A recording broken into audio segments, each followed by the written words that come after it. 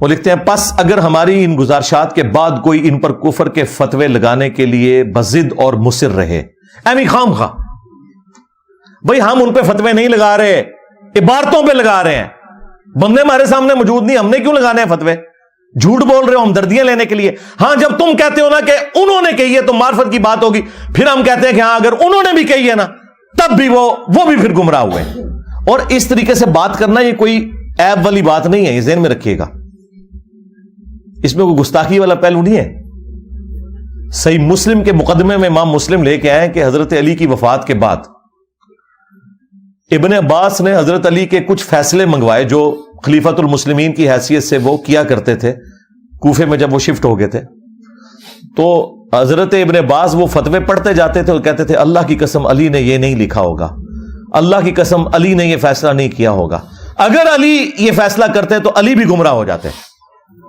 افسوس انہوں نے ایک قیمتی علم کو ضائع کر دیا۔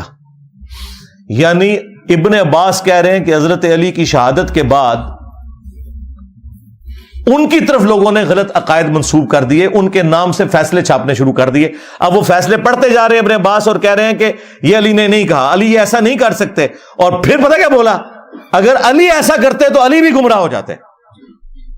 تو کیا گستاخی کر دی مولا علی کی؟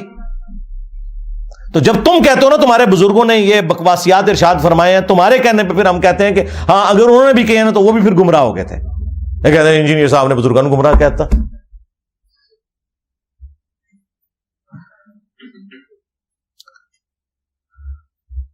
اس پر لازم ہے کہ پہلے کوئی قطعی دلیل پیش کرے کہ یہ عبارت خود ان مصنفین کی تحریر کردہ ہے اور ان کتابوں کی تحسین کرنے والے اس الحاقی عبارت پر مطلع تھے۔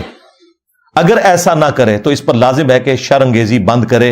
ان کتابوں کے ناشرین پر بھی لازم ہے کہ اس طرح کی تحریف شدہ عبارتوں کو ان کتابوں سے نکال دیں۔ دیکھیں پورے فتوے 4 صفحوں کے فتوے میں صرف ایک لائن آئی ہے پرنٹ کرنے والوں کے بارے میں، باقی سارا غصہ میرے پہ نکال رہے ہیں کہ تو کیوں دسیا کہ گند لکھے ہے۔ اون صفائی کراؤ نا، صفائی والوں کو کچھ نہیں کہہ رہے، یہ فتویٰ ان پہ بھی آنا چاہیے تھا، چلو اب دے دو۔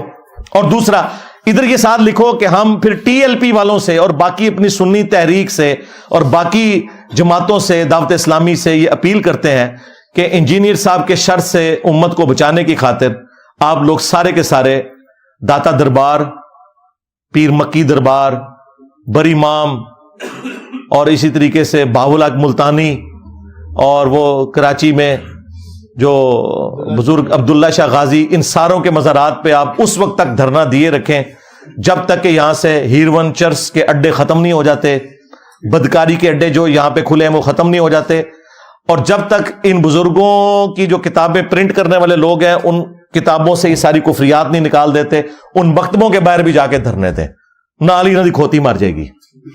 یہ صرف اسلام آباد ہی آ سکتے تھے۔ یہ بابا جی زندہ تھے 2017 میں، میرا کلپ ایک ہفتے میں 7 لاکھ کراس کر گیا تھا، جس میں نے کشف المحجوب کی عبارتیں بتائی تھی، اور بابے کو پتا تھا لکھا ہے، وہ جان بوجھ کے خاموش رہا۔ پھر تنگ آ کے ایک دفعہ بولا ہے، وہ ایک منڈا ہے نیٹ اتے ہوندا ہے، وہ کہندا ہے جی لبیکا پڑھیا کرو، ساڈی مرضی اسی جو بھی پڑھیے۔ وہ ایک بندہ سنا نیٹ پر وہ کہتا رہتا تھا مولوی خادم کو لبیک کسی کا نہیں پتا، وہ بھی تھا، میں کہتے ہیں اس کو جواب دو، لبیک پر وقف کیوں کرتے ہیں؟ میں کاسی کر رہے ہیں، وقف ایسی کیتا ہے تیرے ڈیڈے کیڑا پر وقف کیسی کیتا ہے؟ کہنا لبیک کا ہونا چاہیے، میں کہ تو کا پڑھتا رہو اسی کا لبیک پڑھتے رہتے۔ اچھا پتا تھا کہ غلط پڑھ رہے ہیں، میں نے کہا تھا یہ لبیک یا رسول اللہ نعرہ غلط ہے، نعرہ ہے لبیک کا یا رسول اللہ۔ لبیک پہ یا تو وقف کریں اور پھر وہ لادہ پڑھیں، لیکن اگر کنٹینیوس پڑھیں گے تو لبیک کا یا رسول اللہ بنے گا۔